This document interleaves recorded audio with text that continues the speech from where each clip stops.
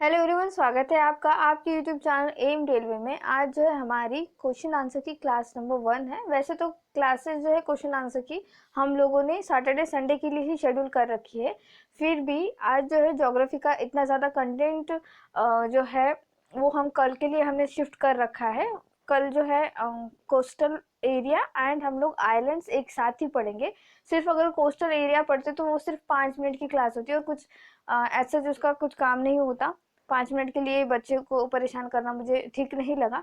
इसलिए मैंने सोचा कि किस तरह से हमने क्वेश्चंस कंपाइल कर रखे हैं अलग अलग स्टेट के क्वेश्चन पेपर से, प्रीवियस ईयर क्वेश्चन पेपर से, और किस तरह से आपको पढ़ना है। आप हमने जो पीडीएफ दे रखा है वो कितना ज़्यादा इंपॉर्टेंट है आपके लिए, ये सब कुछ आज आपको पता चल जाएगा। ठीक है, चलिए फिर स्टार्ट करते हैं। और अगर आपको ये हमारी पीडीएफ खरीदनी है जिसमें हमने 4 सब्जेक्ट कवर अप कर रखे हैं, इंडियन हिस्ट्री, ज्योग्राफी, सिविक्स या फिर polity and general knowledge of 2020, तो प्लीज़ मेरी अनाउंसमेंट वाली वीडियो देख लीजिए। जैसे ही आप ये पीडीएफ खरीदते हैं तो हाफ एन आवर के लिए रुक जाइए। ठीक है, डाउनलोड होने के बाद आप देख सकते हैं पीडीएफ। और जिसने भी ये पीडीएफ खरीद रखी है प्लीज़ पढ़ते रहिए इस पीडीएफ को। चाहे तो आप इसके प्रिंट आउट निकाल लीजिए या फिर इसे रिवाइज करते रहिए टाइम टू टाइम। मोबाइल में खरीद कर किसी कोने में मत पड़े रहने दीजिए। ठीक है, चलिए फिर क्वेश्चन स्टार्ट करते हैं। 2016 तेलंगाना का पेपर है। तो फर्स्ट क्वेश्चन था the famous Chinese pilgrim Fahien visited during the reign of. ठीक है, जो फाहिन था चाइनीज टूरिस्ट था एक्चुअली, वो किसके रीन में, रीन का मतलब होता है किसके रूल में। ठीक है, मतलब किसके शासन काल में इंडिया में आया था। तो वो चंद्रगुप्त टू के शासन काल में इंडिया में आया था। चंद्रगुप्त टू को विक्रमादित्य भी कहा जाता है। ठीक है, एक्चुअली विक्रमादित्य उसने बाद में पदवी ले ली थी, लेकिन इसका सही नाम था चंद्रगुप्त टू। ठीक है, याद रखना।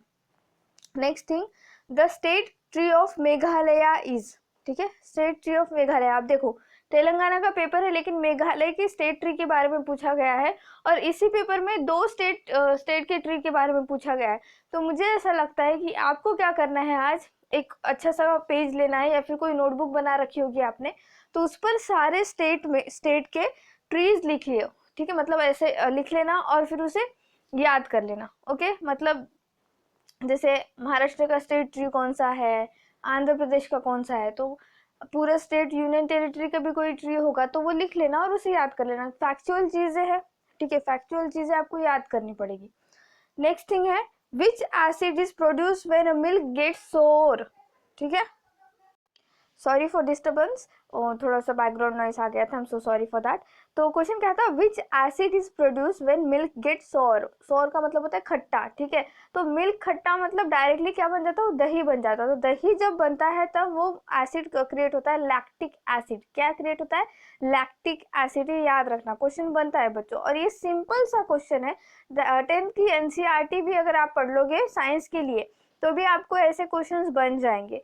अदरवाइज फ्री ऑफ कॉस्ट हम लोग साइंस की क्लासेस लेंगे, उसका पीडीएफ भी आपको प्रोवाइड कर दिया जाएगा अगर एज सच हमें उसकी रिक्वायरमेंट लगी और डिमांड लगी तो। ठीक है, क्योंकि देखो आप लोग अगर लास्ट तक क्लासेस देखोगे हमारी, मतलब लाइक अभी अगर आप एक क्लास देख रहे हो तो पूरा का पूरा ये क्लास कंप्लीट करो। बीच में से ही छोड़ोगे तो हम लोगों को पता चल जाता है कि आप किसने कितना देखा है या फिर वीडियो की रिटेंशन कितनी है। ठीक है, तो हम लोगों को भी मोटिवेशन मिलना चाहिए। आप लोग लाइक शेयर सब्सक्राइब भी नहीं कर रहे तो हम लोग किस तरह से एक्स्ट्रा एफर्ट्स ले। तो प्लीज़ आप अपने खुद के बारे में सोचिए। हाँ, आपको क्या करना है, आपको मार्क्स ज़्यादा लेना है और हमें आपको मार्क्स ज़्यादा दिलाना है। तो दोनों के लिए भी एक ही कंडीशन है कि ज़्यादा से ज़्यादा आपको पढ़ाई करनी है और ज़्यादा से ज़्यादा हमें पढ़ाना है। तो प्लीज़ मेरा जो चैनल है सबको शेयर करो। ठीक है, अपनी जो भी क्लासेस है रेगुलरली देखते रहिए, पीडीएफ खरीद लीजिए, वहाँ से रिवाइज करते रहिए। पता नहीं है ना एग्जैक्ट एग्जाम कब होने वाली है, इसीलिए मेरा ऐसा मानना है एक्चुअली कि आपने जल्दी से जल्दी जो है इसका सिलेबस खत्म करके रिवीजन पर लग जाना चाहिए। ठीक है, खुद से हो सके खुद से कंप्लीट कीजिए, अदरवाइज पीडीएफ से कंप्लीट तो हो ही जाएगा। नेक्स्ट क्या है, इन विच उपनिषदा द वर्ड सत्यमेव जयते फाउंड। ठीक है, जो सत्यमेव जयते हमने हमारे एम्बलम पे जो लिया हुआ है, एक्चुअली उपनिषदा का मतलब क्या होता है, ऋग्वेदा। ठीक है, ऋग्वेदा जो है वो बहुत ही ज़्यादा हार्ड संस्कृत कह सकते हो या फिर और थोड़ा सा रेफरेंस बुक आपने अगर कभी देखी होगी, रेफरेंस बुक इतनी मोटी मोटी सी बुक होती है, तो वो पढ़ने के लिए भी हार्ड होती है। और वही अगर आप कोई लोकल पब्लिकेशन की बुक देखोगे, ठीक है, कोई भी लोकल पब्लिकेशन की, तो इजी वे में लिखी हुई होती है। उसी तरह से ऋग्वेदा जो था उसका अंत उपनिषदा पे हुआ, और उपनिषद जो है वो इजी फॉर्म है ऋग्वेदा का, ठीक है, इतना आप समझ लीजिए।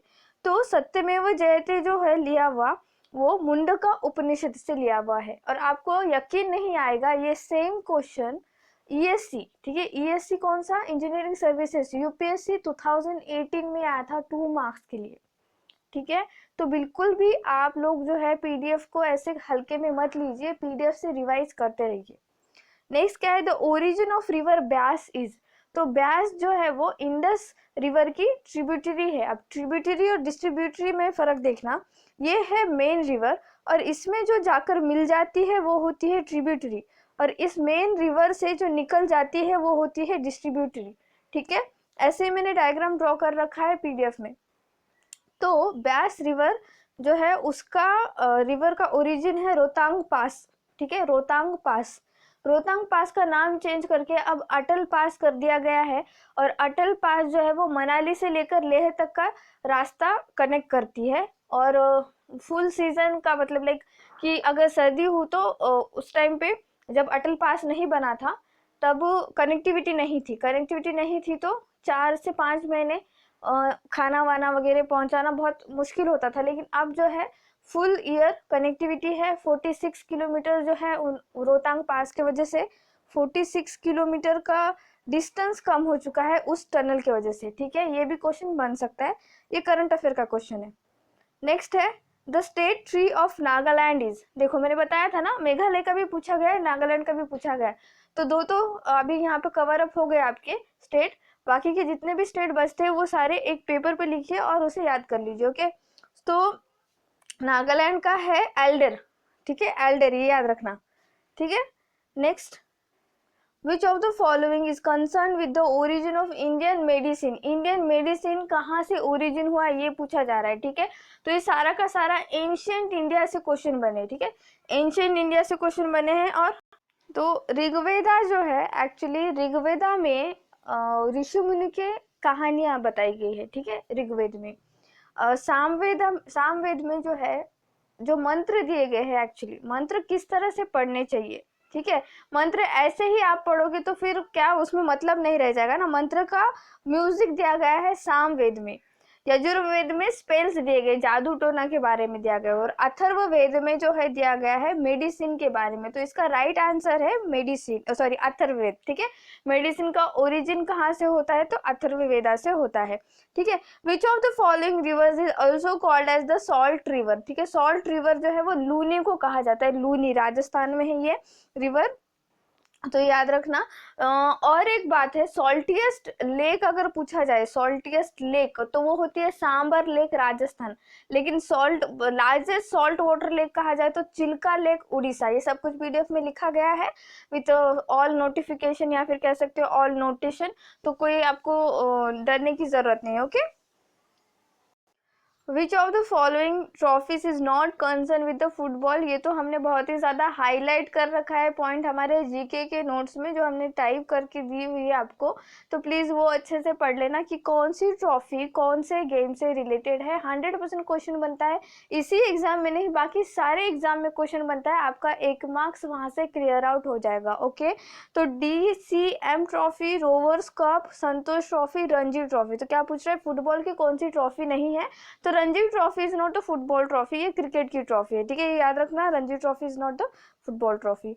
नेक्स्ट क्वेश्चन क्या है, dash is also called as the break bone fever, ठीक है, सॉरी या break bone fever. Break bone fever का मतलब लाइक कि बोन का बहुत ज्यादा पेन होना, जॉइंट पेन वगैरह, तो ये डेंगू के लक्षण होते हैं, ठीक है, ये याद रखना। डेंगू में जो है बोन्स बहुत ज्यादा सीवियर कंडीशन हो जाती है कि वो लोग, जिसको भी डेंगू होता है वो लोग मूव भी नहीं कर पाते, इतना ज्यादा उनके बोन्स, उनकी हड्डियां काइंड ऑफ जो है बोन हो, जो क्या कहते हैं उसे, दर्द होने लगता है हर एक हड्डी में, ठीक है। इस तरह से जॉइंट्स में एक्चुअली दर्द होने लगता है।